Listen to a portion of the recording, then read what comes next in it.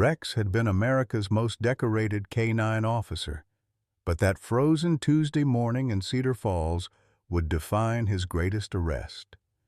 The German Shepherd stood motionless over the storm drain, ignoring Marcus Sullivan's increasingly desperate commands to move. It wasn't animal instincts driving Rex's behavior. It was the faint sound of human crying echoing from 8 feet below the frozen grate. Dorothy Williams dropped her coffee mug, ceramic shattering across her kitchen floor as she watched through the window. Her arthritic hands pressed against the glass, breath fogging the pane. The 73-year-old widow had seen Rex's protective stance only once before, the night Harold died in their bedroom 3 years ago. "Dear God," she whispered, reaching for her walker. "That's not a dog down there." Who had Rex found beneath Cedar Falls' quiet streets? And why wouldn't the most obedient police dog in Iowa's history abandon his post, even for his former partner's direct orders? Leave a like and share your thoughts in the comments along with the city you're watching. From now, let's continue with the story. Dorothy Williams had lived in Cedar Falls for 52 years, watching the small Iowa town transform from farming community to suburban refuge. At 73, she possessed the sharp wit of a retired school principal and the stubborn strength that came from surviving prairie winters and personal heartbreak.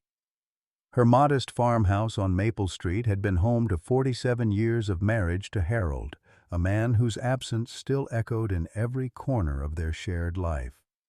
The empty nest syndrome had hit Dorothy harder than expected. Her children, scattered across California and Florida, called dutifully every Sunday but visited rarely.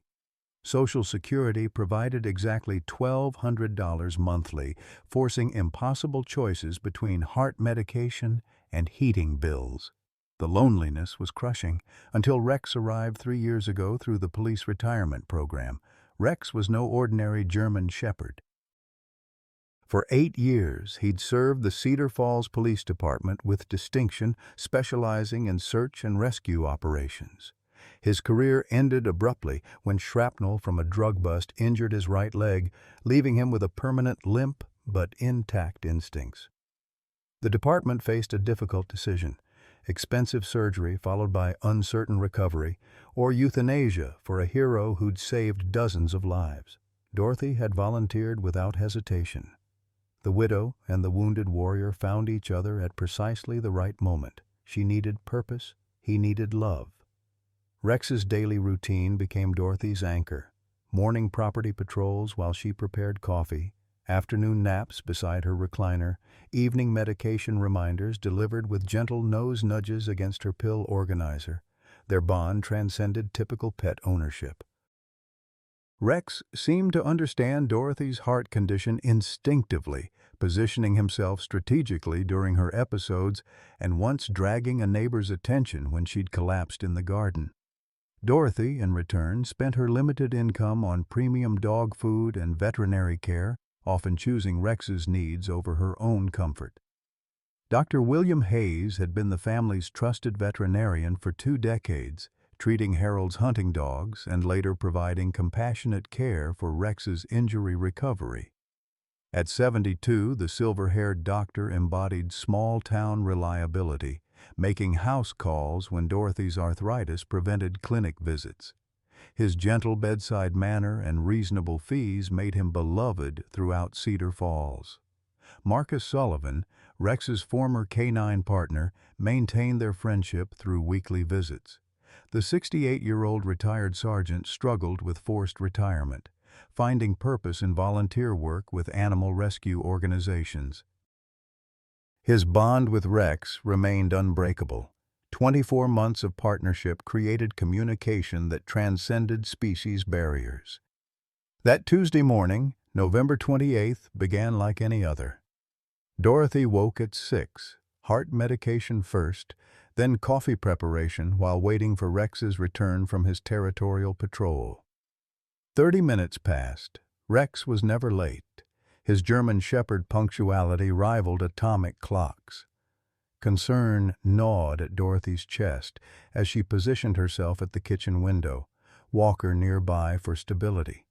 What she saw through that frost-etched glass would shatter every assumption about safety, trust, and the evil that could hide behind familiar faces in America's heartland.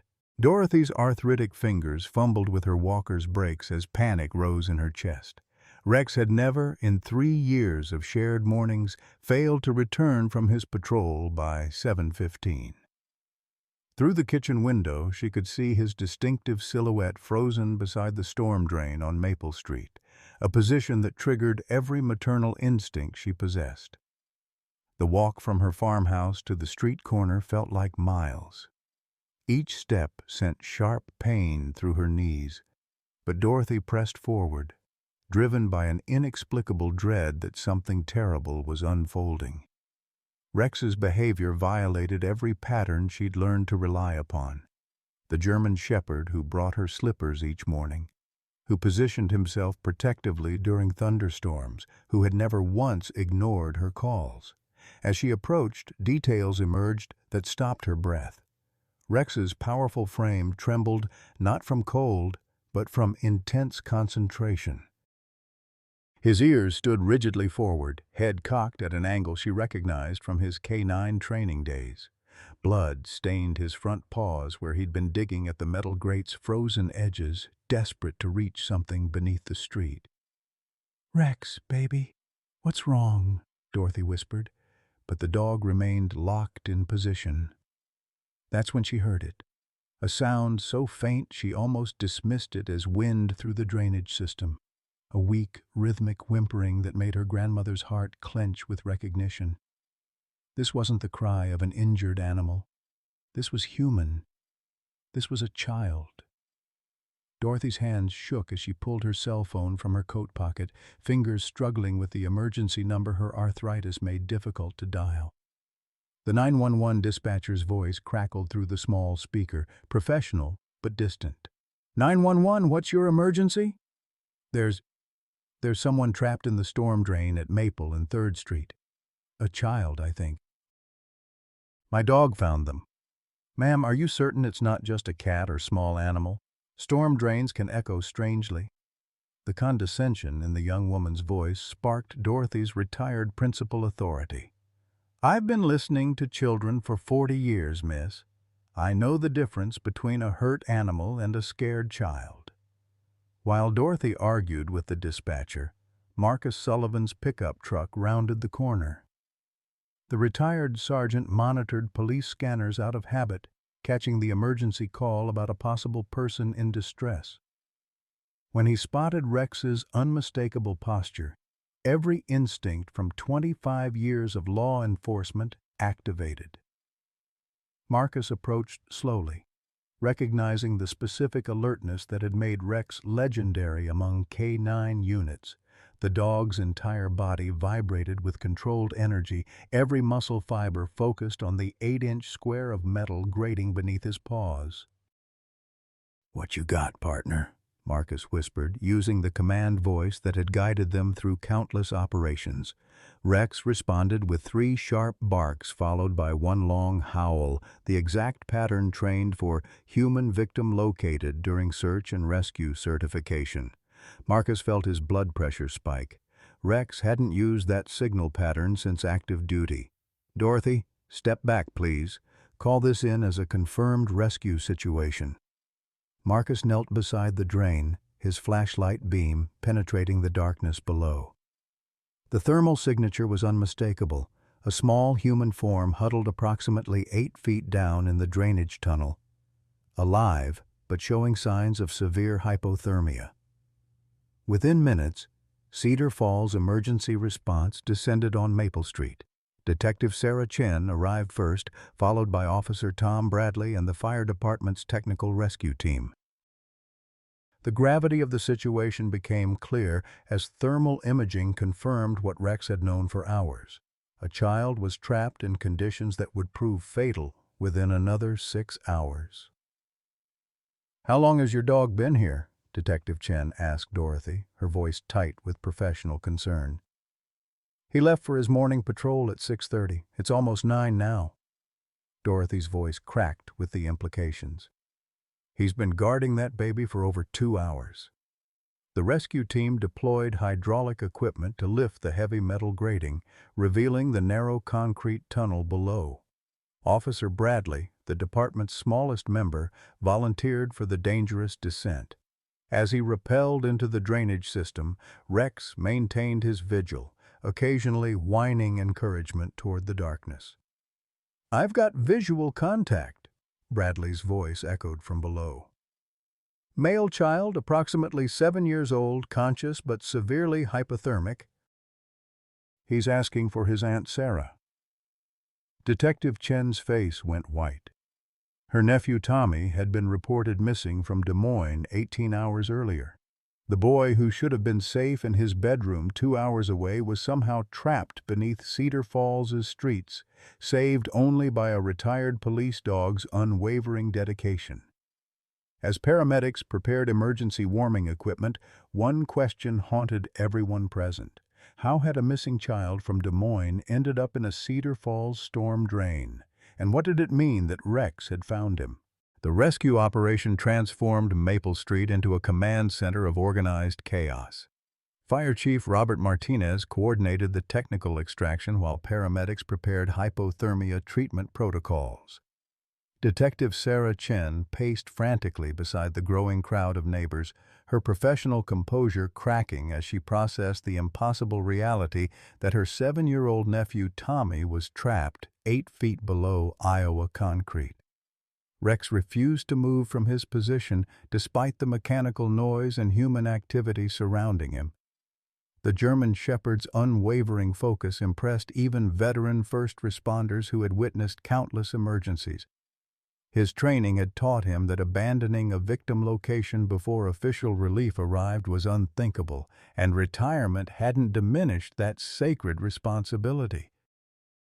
Dorothy Williams stood beside Marcus Sullivan, both elderly figures dwarfed by the professional rescue equipment, but united in their awe of Rex's dedication. The retired school principal watched her beloved companion with tears streaming down her weathered cheeks, finally understanding the depth of purpose that had driven Rex's behavior all morning. "How did he know?" Dorothy whispered to Marcus. "How did Rex know Tommy was down there when nobody else did?" Marcus studied his former canine partner with professional admiration. German Shepherds can detect human scent from incredible distances, especially in enclosed spaces. Rex's nose is probably 50 times more sensitive than ours. He caught Tommy's scent trail and followed it here. The technical challenge of extraction proved more complex than initially anticipated.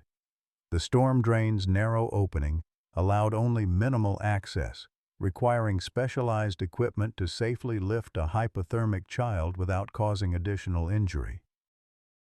Officer Bradley, suspended in the drainage tunnel, provided constant updates on Tommy's condition while warming blankets were lowered into the confined space. "Tommy, can you tell me how you got down here?" Bradley's voice echoed from below. The child's response, weak but audible, sent chills through everyone listening. "The nice doctor said he was taking me to see Aunt Sarah, but then he put me to sleep, and when I woke up I was in the dark place." Detective Chen's face went ashen. "Doctor? Tommy, what did this doctor look like?" "Old man, white hair. He smelled like the vet's office where Grandma takes her cat." The description triggered immediate alarm among the assembled first responders. Cedar Falls had only 3 practicing veterinarians, and the reference to an elderly doctor with white hair could only mean one person. Before anyone could process this revelation fully, Dr. William Hayes himself appeared at the edge of the crowd, carrying a black medical bag and wearing an expression of concerned professionalism. "I heard on the scanner that there was a medical emergency involving a child," Dr. Hayes announced, approaching Detective Chen with practiced authority. "I brought emergency supplies in case veterinary medications might help with hypothermia treatment." Rex's reaction was immediate and violent. The German Shepherd, who had maintained perfect discipline throughout hours of rescue operations, suddenly erupted in aggressive barking directed specifically at Dr. Hayes. The dog's hackles rose. His lips pulled back to reveal intimidating fangs, and his entire body language shifted from protective vigilance to active threat assessment. "Rex, no!" Dorothy commanded, shocked by her companion's unprecedented aggression toward a family friend. But Marcus Sullivan's experienced eye caught details that others missed. Rex wasn't displaying random aggression. This was the specific alert behavior trained for identifying dangerous suspects. The retired sergeant's hand instinctively moved toward where his service weapon had once rested, muscle memory from decades of partnering with K-9 units who had never given false positive identifications. Dr. Hayes stepped backward, his medical bag shifting in his grip. "Perhaps the dog is stressed from the rescue situation. I have mild sedatives that might calm him down."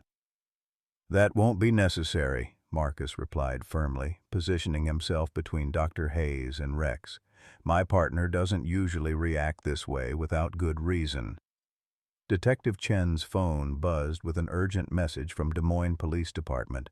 Tommy's mother had provided additional details about her son's disappearance. A neighbor had seen Tommy talking to an elderly man beside a veterinary van with Iowa plates approximately 18 hours earlier. The timeline and description matched perfectly with Dr. Hayes's presence at the rescue scene. "Dr. Hayes, I need to ask you a few questions," Detective Chen said, her voice taking on the flat, professional tone that indicated official interrogation mode.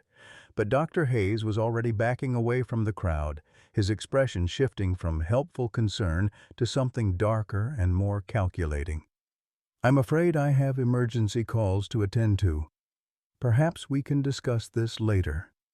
Rex lunged forward against Dorothy's grip on his collar, barking with such intensity that several bystanders stepped away in alarm. The dog's entire focus remained locked on Dr. Hayes, every instinct screaming warnings that the humans around him were only beginning to understand. Marcus Sullivan made a decision based on 25 years of trusting Rex's judgment.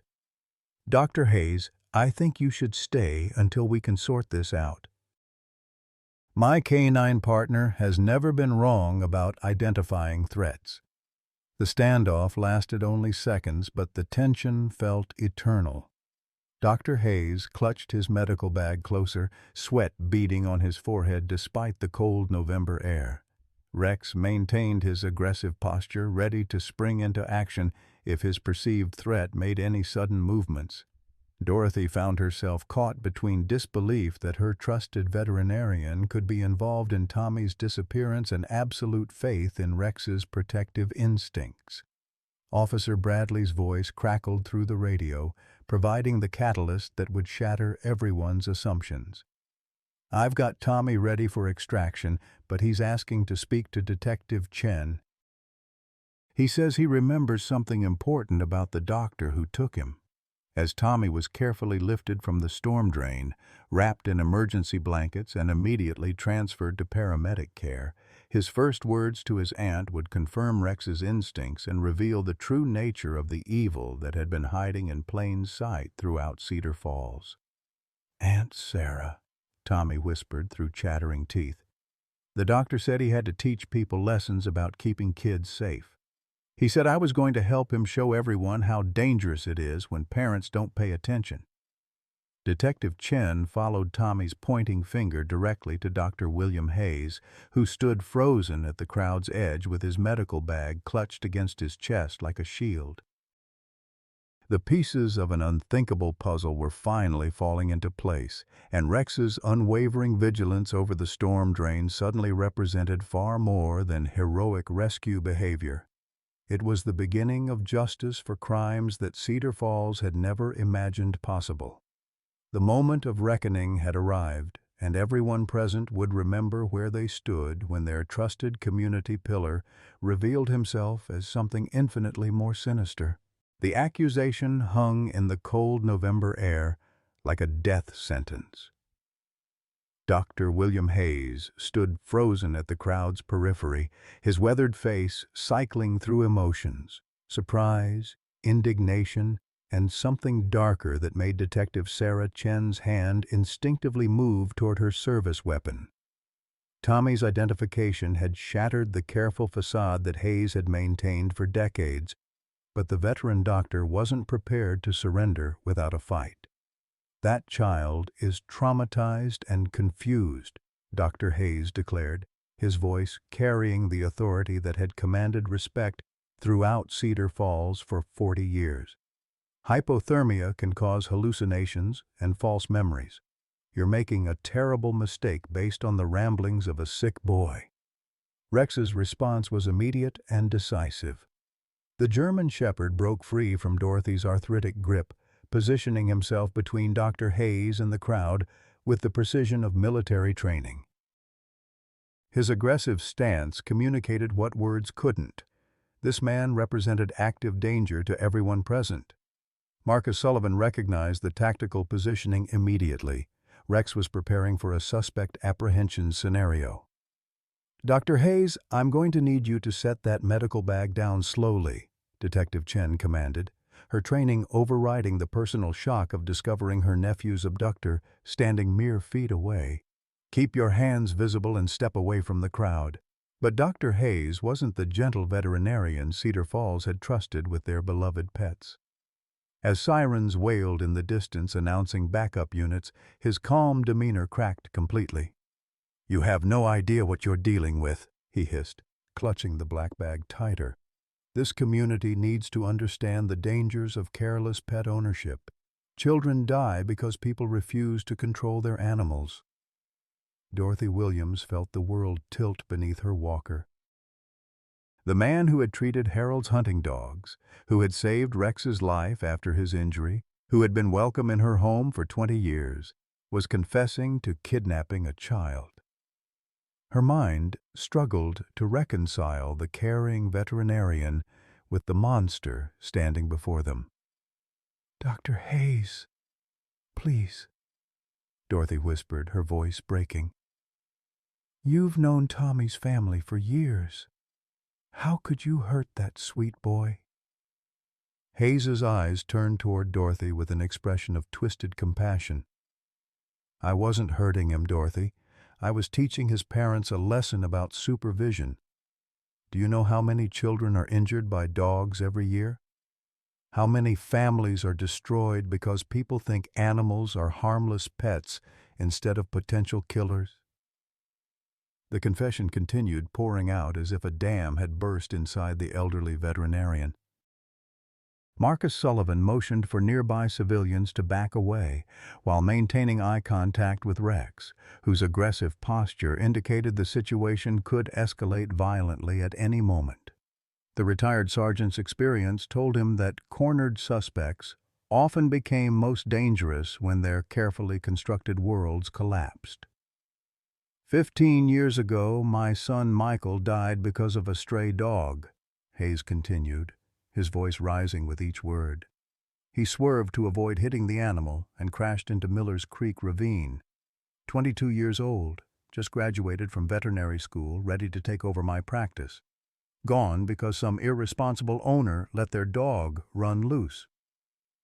Detective Chen processed the timeline while keeping her weapon ready. Michael Hayes's death had been ruled an accidental, single-vehicle crash, but she was beginning to understand how grief had transformed a caring father into something unrecognizable. "Dr. Hayes, losing your son was tragic, but kidnapping children won't bring Michael back." "I'm not trying to bring him back," Hayes screamed, spittle flying from his lips. "I'm preventing other families from suffering what we suffered. Every time I see children playing unsupervised around animals, I see Michael's accident waiting to happen. Someone has to take responsibility for protecting these kids when their parents won't." Rex's barking intensified as Hayes reached into his medical bag. The German Shepherd's canine training recognized the movement pattern of someone drawing a weapon, and his protective instincts kicked into overdrive. Dorothy found herself caught in the crossfire between her beloved companion and the man she'd trusted with her life for 2 decades. "The bag, Dr. Hayes," Marcus commanded with the authority of 25 years in law enforcement. Drop it now, or my partner will take you down. Hayes pulled out a large veterinary syringe filled with clear liquid. This is pentobarbital, Detective. The same drug I use for humane euthanasia. One injection and Rex won't suffer. He's exactly the kind of dangerous animal that killed my son. Trained to attack, capable of serious harm. Trusted by people who don't understand the risks. The threat against Rex snapped Dorothy's maternal instincts into focus. Despite her age and physical limitations, she stepped protectively in front of the German Shepherd, her walker serving as a makeshift barrier between the syringe and her beloved companion. "You will not touch my dog, William Hayes. Rex has done nothing but save a child's life today." "That's exactly the problem," Hayes replied, his voice taking on an eerie calm. "Everyone sees the rescue, but nobody thinks about the potential for violence. Rex is a weapon disguised as a pet, just like the dog that killed Michael. I've spent 15 years removing these threats from our community, and I won't stop now." The confession hit Marcus Sullivan like a physical blow. "How many, Dr. Hayes? How many animals have you killed?" Hayes's smile was coldly proud. 43 dogs and cats over the years, all of them strays or inadequately supervised pets that posed risks to public safety. Their owners received valuable lessons about responsibility, and the community became safer. "I'm not a monster, Sergeant Sullivan. I'm a protector."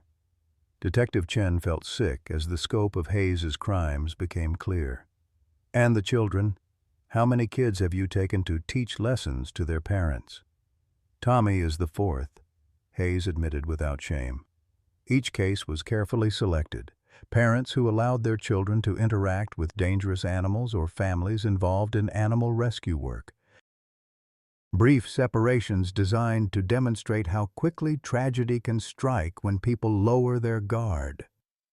The sound of approaching police sirens grew louder, but Hayes seemed oblivious to the inevitable conclusion. His attention remained fixed on Rex, the syringe steady in his experienced hands. This animal represents everything wrong with society's relationship with pets. Military-trained, police-certified, living in the home of an elderly woman who couldn't defend herself if he turned aggressive. It's Michael's accident waiting to happen all over again. Dorothy's voice trembled with rage and heartbreak. "Rex saved my life when Harold died. He's never shown aggression toward anyone except people who threaten children. You're the monster here, not my dog. You can't see it because you're emotionally attached," Hayes replied with the patience of someone explaining basic concepts to a child. "That's why I have to make these difficult decisions for the community." Someone has to think rationally about public safety when everyone else is blinded by sentiment. Rex maintained his protective stance, but Marcus could see the dog's confusion. The German Shepherd's training told him to apprehend the threat, but his loyalty to Dorothy prevented him from leaving her side. The internal conflict was visible in Rex's body language, duty versus devotion playing out in real time. Tommy Chen, now stable in the ambulance but refusing to leave without seeing his rescuer, watched the standoff with 7-year-old clarity. "Aunt Sarah, the bad doctor is lying. Rex is good. Rex saved me when I was scared in the dark." The child's words carried weight that adult testimony couldn't match. Hayes's carefully constructed justifications crumbled when confronted with the innocent truth of his victim. The veterinarian who claimed to protect children had terrorized the very people he professed to save. "Dr. Hayes, it's over," Detective Chen announced as backup units surrounded the scene. "Put the syringe down and step away from the dog. You're under arrest for kidnapping, animal cruelty, and 43 counts of destruction of personal property." But Hayes wasn't finished. His grief-twisted logic had one final card to play, and as police officers moved to surround him, he raised the syringe toward Rex with the precision of 40 years of veterinary experience. The moment stretched like an eternity, an elderly veterinarian seeking revenge against innocent animals, a retired police dog protecting his chosen family, and a community discovering that evil could hide behind the most trusted faces. What happened next would determine whether justice prevailed or tragedy repeated itself in the heart of Cedar Falls, Iowa.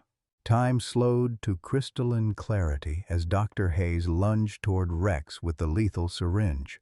Dorothy Williams, despite her 73 years and arthritic joints, threw herself between the veterinarian and her beloved German Shepherd with a ferocity that surprised everyone present. The walker clattered to the frozen pavement as she grabbed Hayes's wrist, her grip powered by desperate maternal instinct. "You will not harm my dog!" Dorothy screamed, her voice carrying the authority of 4 decades in education and a lifetime of Iowa stubbornness. Rex's training kicked in with military precision. The German Shepherd recognized an active threat to his primary charge and responded with controlled aggression, clamping his powerful jaws around Hayes's forearm, not to kill, but to neutralize the weapon threatening Dorothy's safety. The syringe flew from the veterinarian's grip, shattering against the concrete and spilling its deadly contents across the frozen street. Marcus Sullivan moved with surprising speed for a 68-year-old retiree, tackling Hayes from behind while Detective Chen closed in from the opposite angle. The struggle lasted only seconds before Hayes found himself face down on the pavement, handcuffs securing his wrists as Rex maintained his protective position over Dorothy. "Are you hurt, ma'am?" Officer Bradley asked, helping Dorothy to her feet while paramedics rushed to assess both her condition and Hayes's injuries. Dorothy's hands shook violently, not from cold, but from the adrenaline of confronting pure evil disguised as neighborly concern. "I'm fine," she whispered, though her heart pounded dangerously fast. "Check Rex. Make sure that monster didn't hurt my baby." The German Shepherd showed no signs of injury, but his eyes remained fixed on Hayes with unwavering vigilance. Even restrained and defeated, the veterinarian represented a threat that Rex's instincts couldn't ignore. Marcus knelt beside his former partner, running experienced hands through the dog's thick coat while whispering calming commands in the canine language they'd developed during years of partnership. "He's okay, Dorothy," Marcus confirmed. "Rex did exactly what he was trained to do, protect his family at all costs." Dr. Hayes struggled against the handcuffs, his carefully maintained facade finally crumbling completely. "You don't understand what you've done," he spat, blood streaming from Rex's bite wound. "That animal is a killer. They're all killers waiting for the right moment to destroy innocent lives. Michael would still be alive if people understood the truth about these creatures."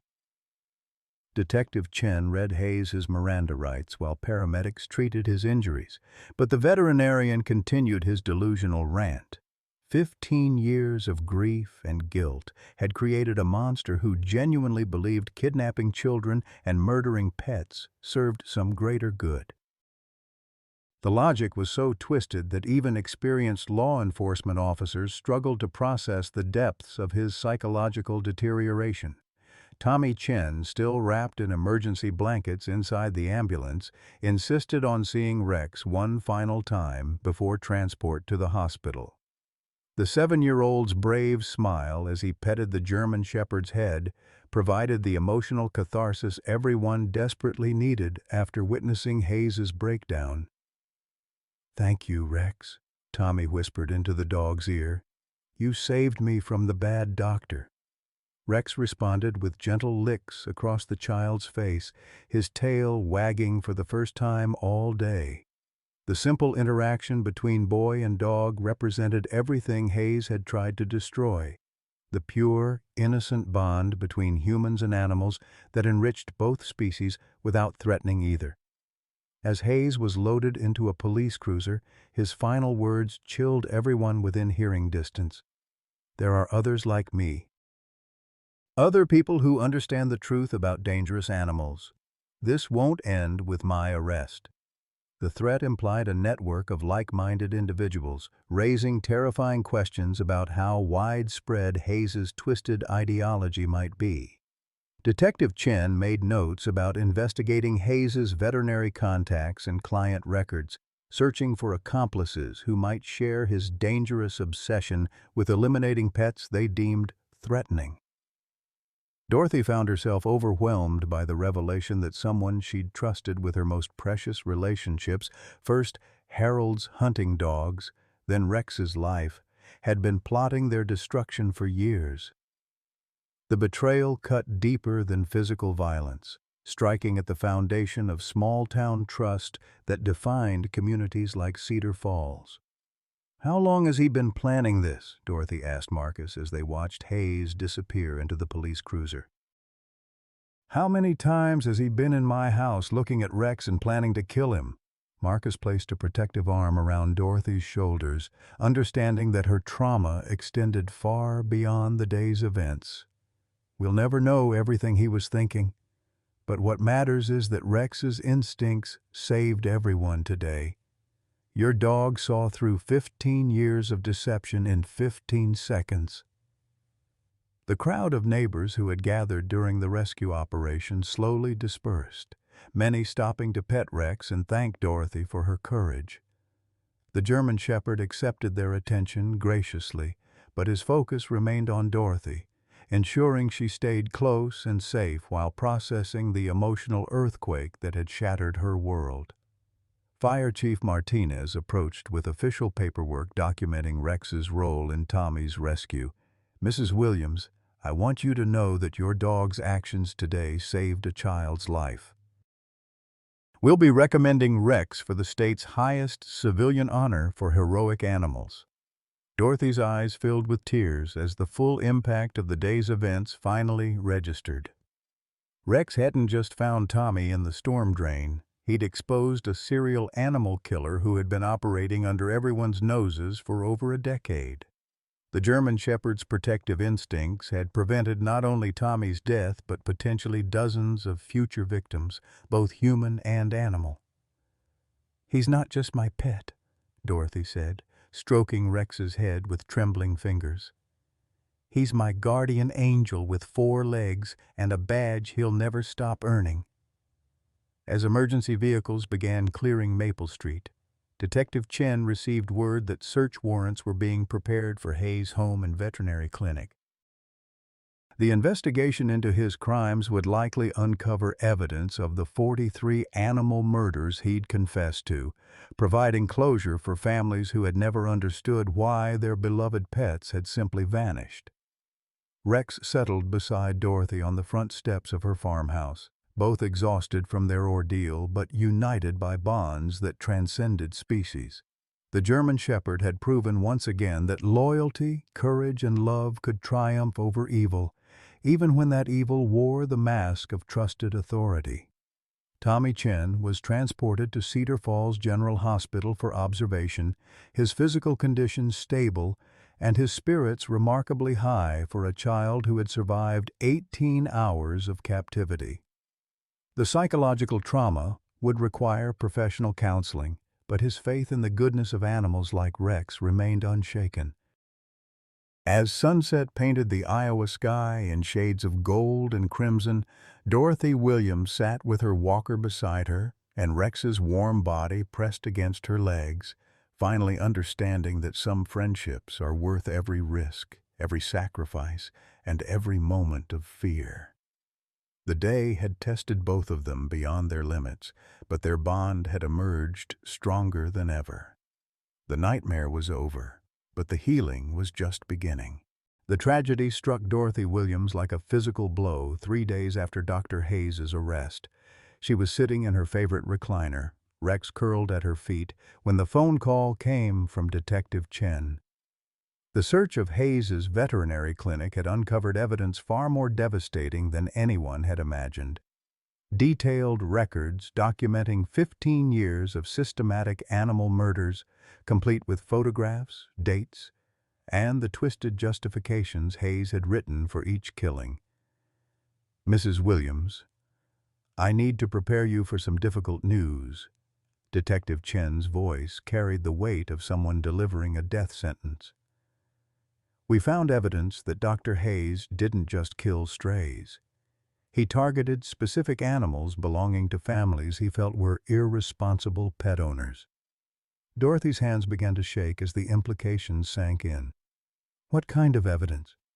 "Photographs, detailed notes, even video recordings of him administering lethal injections." Mrs. Williams, we found files on Rex dating back 3 years. Dr. Hayes had been planning to kill him since the day you adopted him from the police retirement program. The revelation shattered what remained of Dorothy's sense of security. Every house call, every friendly veterinary checkup, every moment she'd trusted Hayes with Rex's care had been opportunities for the man to study his intended victim. The betrayal was so complete, so calculating, that Dorothy felt physically ill imagining Hayes examining Rex while planning his murder. "There's more," Detective Chen continued reluctantly. "Hayes kept detailed records of his victims' families. He has files on 43 animal murders over 15 years, including photos of the grieving owners. He seemed to take pleasure in documenting their pain." Rex sensed Dorothy's distress and moved closer, pressing his warm body against her legs in the gesture of comfort that had become their daily language. But even his presence couldn't ease the horror of learning that their trusted veterinarian had been a predator disguised as a healer, using his professional access to identify and eliminate animals he deemed dangerous. The worst discovery came when Detective Chen revealed Hayes's future plans. "Mrs. Williams, we found a calendar in his office with dates marked for planned interventions. Rex was scheduled for elimination next month, during what Hayes had labeled as a routine checkup for his leg injury." Dorothy's heart hammered against her ribs with dangerous intensity. The man she'd welcomed into her home, trusted with her most precious companion, had been counting down the days until he could murder Rex under the guise of veterinary care.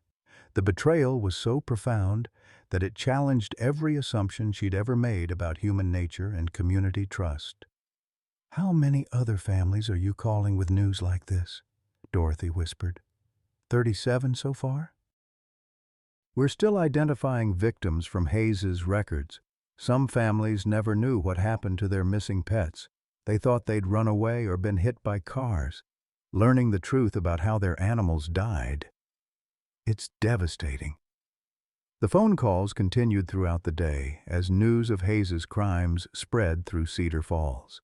Dorothy's neighbors, many of whom had lost beloved pets over the past 15 years, began connecting their unexplained disappearances to Hayes's proximity and opportunity. The grief was compounded by the realization that they'd trusted their animal's killer with their care, even bringing new pets to him after losing others to his systematic murder campaign. Margaret Peterson from down the street called in tears, remembering how Dr. Hayes had comforted her when her golden retriever Buddy vanished 5 years earlier. "He helped me put up missing dog posters," Margaret sobbed. "He acted so concerned, so helpful. All while knowing he'd killed my baby and buried him somewhere I'd never find him." The psychological impact extended beyond individual families to the entire community's sense of safety and trust. If Dr. William Hayes, beloved veterinarian, community pillar, trusted healthcare provider, could harbor such evil for 15 years, who else might be hiding monstrous intentions behind familiar faces? Rex seemed to understand the gravity of the situation, staying closer to Dorothy than usual and displaying heightened alertness whenever strangers approached the house. The German Shepherd's protective instincts had saved not only Tommy Chen, but potentially dozens of future victims, both human and animal, by exposing Hayes before his killing spree could continue. Dorothy's health began deteriorating under the stress of constant revelations about Hayes's crimes. Her heart medication required adjustment as panic attacks became frequent, triggered by memories of every interaction she'd had with the veterinarian. The thought that she'd served him coffee in her kitchen, discussed Rex's care in detail, even left them alone together during appointments, created a trauma that her 73-year-old mind struggled to process. "I invited a serial killer into my home," Dorothy confided to Marcus Sullivan during one of his daily check-ins. "I trusted him with the most important relationship in my life. How could I have been so blind?" Marcus, drawing on his law enforcement experience with predators and their victims, helped Dorothy understand that Hayes's deception had been carefully crafted over decades. "Sociopaths are master manipulators, Dorothy. They build trust specifically to exploit it. You weren't blind. You were human, responding to someone who had spent years perfecting his disguise."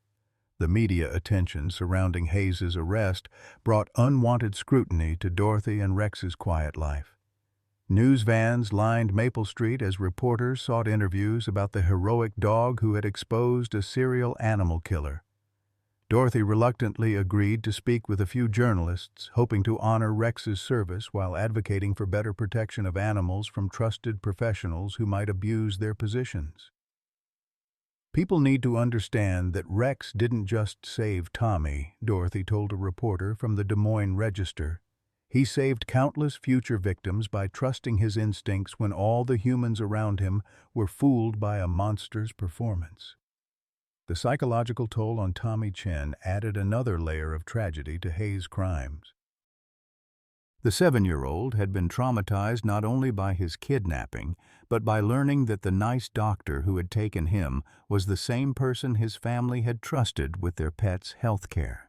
Child psychologists worked with Tommy to help him process the betrayal and maintain his faith in trustworthy adults. As more details emerged about Hayes's methods and victims, Dorothy realized how narrowly she and Rex had escaped becoming statistics in his killing spree. The veterinarian's detailed planning, his access to lethal drugs, and his ability to manipulate grieving families made him one of the most prolific serial killers in Iowa's history, even if his victims had been animals rather than humans.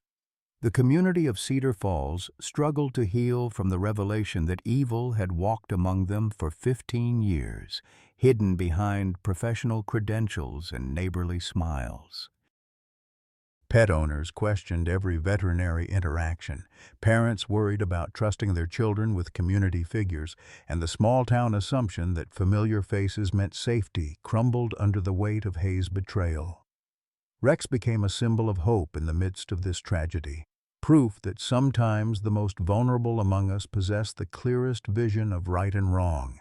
His refusal to accept treats from Hayes, his protective behavior around the veterinarian, and his ultimate role in exposing the killer demonstrated that animals often perceive threats that humans miss or ignore. The full scope of Hayes's crimes would take months to investigate completely, but one thing was already clear. Without Rex's heroic actions and Dorothy's willingness to trust her companion's instincts, the killing would have continued indefinitely. The German Shepherd had not only saved Tommy Chen's life, but had finally given justice to 43 innocent animals and closure to their heartbroken families. The shocking revelation came during Detective Chen's follow-up interview with Dorothy Williams 1 week after Dr. Hayes' arrest. As investigators continued uncovering the veterinarian's crimes, a photograph discovered in his personal files would shatter every assumption about the case and reveal connections that reached back decades into Cedar Falls' hidden history. "Mrs. Williams, I need to show you something we found in Dr. Hayes' home office," Detective Chen said, her voice heavy with the weight of impending disclosure. She placed a faded color photograph on Dorothy's kitchen table, its edges yellowed with age and careful handling. Dorothy adjusted her reading glasses and gasped. The image showed a young man in his early 20s standing beside a beautiful German Shepherd puppy, both posed in front of the same veterinary clinic where Hayes had practiced for 40 years. The resemblance between the dog in the photograph and Rex was unmistakable. The same intelligent brown eyes, identical facial markings, even the characteristic ear positioning that made Rex so distinctive. That's Michael Hayes, Dr. Hayes' son, taken approximately 16 years ago, Detective Chen explained. And the puppy he's holding, Mrs. Williams, we believe that's Rex. The implications hit Dorothy like a physical blow. Her beloved companion, the retired police dog who had saved Tommy Chen and exposed a serial killer, was the same animal that Dr. Hayes blamed for his son's death. The twisted irony was almost incomprehensible. Hayes had spent 15 years trying to kill the dog that had originally belonged to his own family. "But that's impossible," Dorothy whispered, though her heart was already accepting the truth. Rex came through the police retirement program. He was never a family pet. Detective Chen opened a thick file folder containing the investigation's most disturbing discoveries. We traced Rex's history through veterinary records and police documentation. After Michael's car accident, Hayes surrendered Rex to the Cedar Falls Animal Shelter, claiming the dog was too traumatic a reminder of his son's death. Rex was scheduled for euthanasia when the police department identified him as a candidate for canine training. The revelation rewrote everything Dorothy thought she knew about Rex's past. The German Shepherd hadn't simply been a police dog who needed retirement placement. He was a grief-stricken father's abandoned responsibility, saved by the same police force that would later make him a hero. Hayes's attempt to kill Rex wasn't just the action of a deranged animal killer. It was the final act of a man trying to eliminate the last living connection to his beloved son. "There's more," Detective Chen continued reluctantly. "We found Michael's journals in Hayes's basement. The young man wrote extensively about Rex, describing him as his best friend and constant companion. Michael had planned to use Rex in his own veterinary practice, working with animals who had behavioral issues or trauma histories." Dorothy's hands trembled as she absorbed the full scope of the tragedy. Dr. Hayes hadn't just been killing random animals. He'd been systematically destroying the type of human-animal bonds that his son had cherished and planned to dedicate his life to fostering. The psychology was so twisted that even experienced investigators struggled to understand how grief could transform love into such calculated evil. Does this mean Rex remembers?" Dorothy asked, looking at her companion who lay peacefully beside her chair, seemingly unaware of the earth-shattering revelations being discussed above him. "Dogs have remarkable long-term memory for significant relationships," Detective Chen replied. "It's possible that Rex recognized Dr. Hayes during the rescue operation, which might explain his aggressive reaction. He may have been protecting not just you and Tommy, but responding to a traumatic abandonment from his puppyhood." The detective opened another section of the file, revealing documents that would explain the final pieces of Hayes's psychological breakdown. Medical records showed that Hayes had suffered a complete mental collapse following his son's funeral, requiring 6 months of psychiatric hospitalization.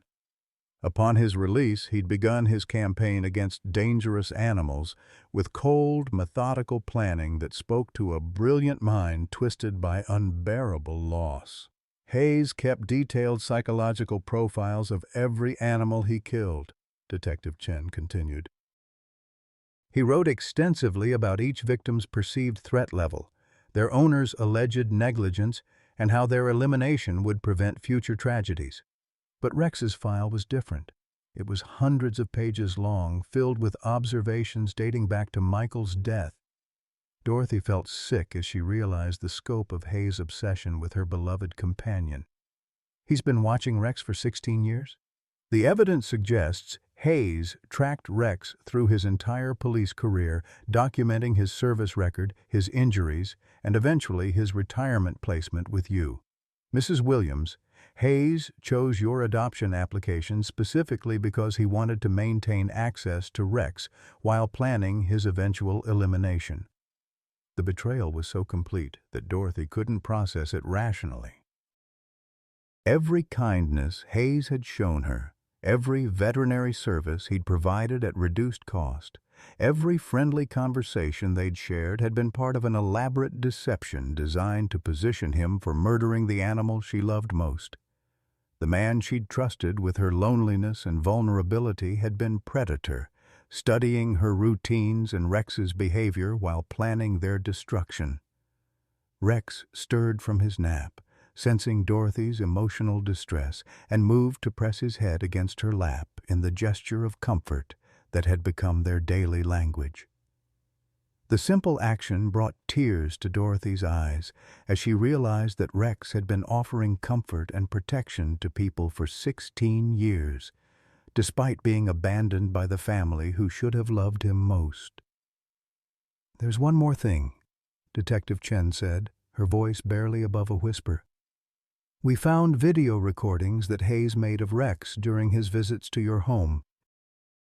He was documenting Rex's behavior, looking for signs of aggression or unpredictability that he could use to justify killing him. Mrs. Williams, those recordings show something beautiful. They show a dog who has never displayed a moment of unnecessary aggression, only protection and love." The videos, played on Detective Chen's laptop, revealed the depth of Rex's devotion to Dorothy. Hidden cameras had captured him bringing her slippers each morning, positioning himself protectively during thunderstorms, and gently nudging her when she forgot her heart medication. Hayes had spent 3 years documenting Rex's perfection as a companion animal while planning to murder him for crimes that existed only in a broken man's imagination. "Dr. Hayes saw what he wanted to see," Dorothy said finally, her voice steady despite her tears. "He looked at Rex and saw the accident that killed Michael. But Rex wasn't responsible for that tragedy. Grief was... Grief and guilt and a father's inability to accept that sometimes terrible things happen to good people for no reason at all." Detective Chen closed the files, understanding that Dorothy needed time to process revelations that challenged everything she thought she knew about her life for the past 3 years. The investigation would continue for months as prosecutors built cases against Hayes for animal cruelty, kidnapping, and 43 counts of destruction of property. But the emotional healing for Dorothy, Rex, and the entire Cedar Falls community would take much longer. As Detective Chen prepared to leave, she turned back with one final piece of information that would forever change how Dorothy viewed her relationship with Rex. "Mrs. Williams, there's something Michael wrote in his journal that I think you should hear. He wrote, 'Rex understands sadness in a way that humans don't. When I'm upset about school or worried about the future, he just sits with me until the feelings pass. I think dogs know that sometimes the best medicine is simply not being alone.'" The words hung in the air like a benediction, explaining everything about Rex's behavior during Dorothy's 3 years of widowhood and loneliness. The German Shepherd hadn't just been providing companionship. He'd been offering the same emotional support that had once comforted a young veterinary student who never lived to fulfill his dreams of healing animals. Rex looked up at Dorothy with the same intelligent brown eyes that had gazed lovingly at Michael Hayes 16 years earlier, and she understood that some bonds transcend death, abandonment, and even the twisted vengeance of broken hearts. Rex had survived his original family's rejection, served his community with distinction, and found his way to exactly the person who needed his love most. The truth was finally complete, and somehow, impossibly, it made their bond even stronger. 6 months after Dr. William Hayes's conviction and life sentence, Dorothy Williams stood in the backyard of her Cedar Falls farmhouse watching Rex play with a group of children from the neighborhood. The German Shepherd's tail wagged constantly as 7-year-old Tommy Chen threw a tennis ball across the grass. Their bond forged in the darkness of a storm drain now blossoming into pure joy under Iowa's summer sunshine. The transformation had been gradual but profound. What began as a story of betrayal and tragedy had evolved into something beautiful. a testament to the healing power of love, community, and second chances. Dorothy's modest home had become the unofficial headquarters for Sunset Companions, a program she'd founded to connect senior citizens with retired working dogs who needed homes and purpose. "Mrs. Dorothy, watch this!" Tommy called out, demonstrating the hand signals he'd learned to communicate with Rex. The boy's confidence had returned gradually through months of therapy and regular visits with the dog who had saved his life. His aunt, Detective Sarah Chen, watched from the porch with a smile that had been rare in the immediate aftermath of her nephew's kidnapping. "Rex responds better to Tommy than he ever did to his police handlers," Detective Chen observed, settling into a lawn chair beside Dorothy. "It's like that dog understands exactly what Tommy needs to heal." Dorothy nodded, understanding that Rex's emotional intelligence extended far beyond typical canine training. The German Shepherd had somehow intuited that helping Tommy recover would complete his own healing from the trauma of abandonment and Dr. Hayes's psychological torture. Every afternoon spent playing with the boy seemed to restore pieces of Rex's spirit that had been damaged by years of being studied like a laboratory specimen. The Sunset Companions program had grown beyond Dorothy's wildest expectations.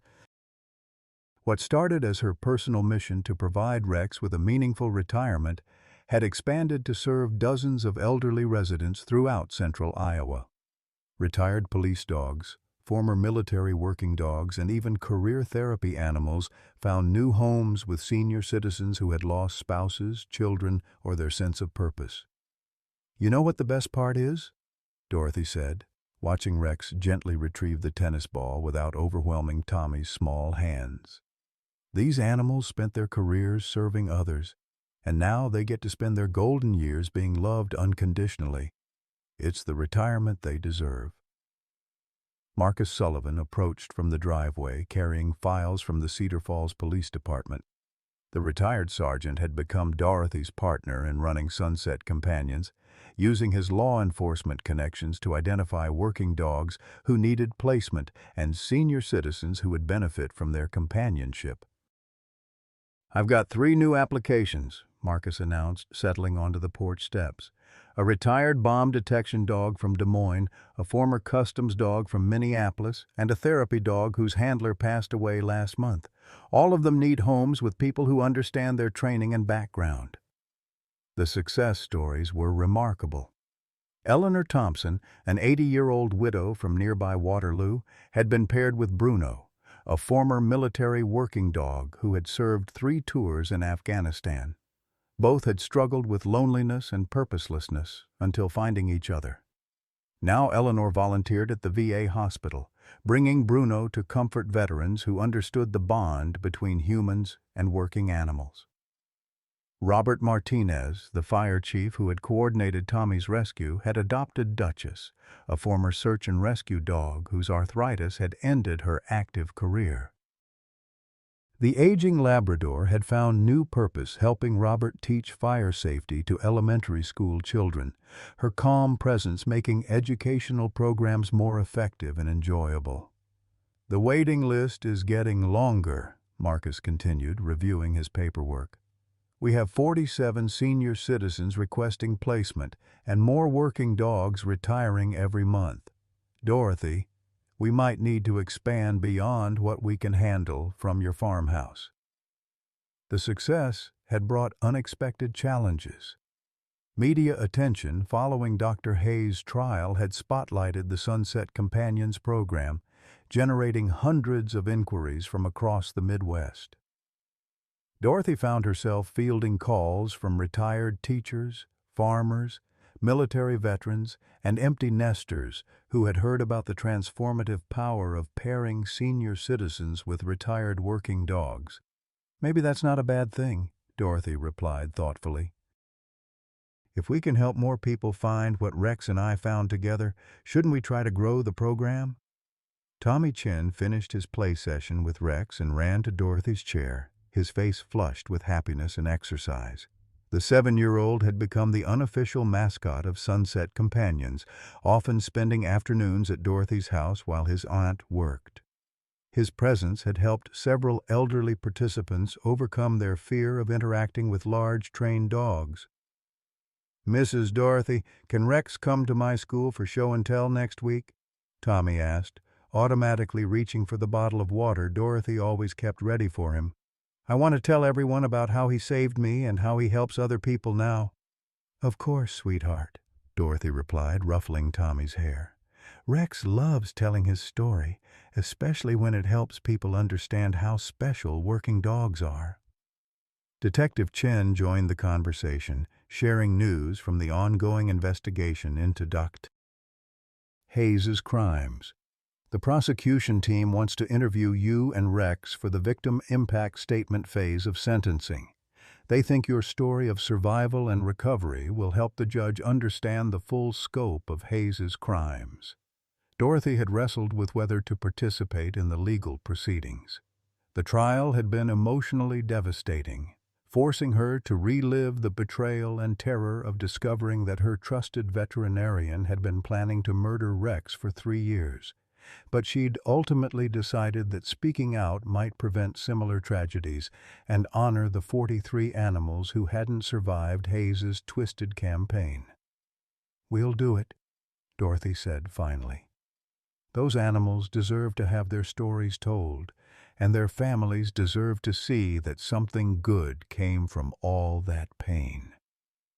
As the afternoon wore on, neighbors began arriving for the weekly Sunset Companions gathering. These informal meetings had become social highlights for participants, allowing them to share stories about their experiences with retired working dogs and support each other through the challenges of aging and loss. Margaret Peterson arrived with her new companion, Sarge, a former police dog who had been retired after an injury similar to Rex's. The widow's transformation since adopting Sarge had been remarkable. She'd gone from isolated and depressed to active and engaged, volunteering at the animal shelter and mentoring other program participants. "Dorothy, I can't thank you enough," Margaret said, watching Sarge and Rex greet each other with the dignified familiarity of old soldiers. "6 months ago, I thought my life was over. Now I wake up every morning with purpose and a best friend who understands exactly what I need." The gathering continued until sunset, filling Dorothy's farmhouse with laughter, conversation, and the gentle sounds of contented dogs resting beside their chosen humans. As participants began departing for home, Dorothy reflected on the unexpected journey that had brought so much joy from such devastating betrayal. "You know what I think?" Dorothy said to Rex as they settled into their evening routine. "I think Michael Hayes would be proud of what we've built. His father tried to destroy the bond between humans and animals, but we've created something that celebrates it instead." Rex responded with the gentle nuzzle that had become their goodnight ritual, and Dorothy understood that some stories don't end with justice or closure.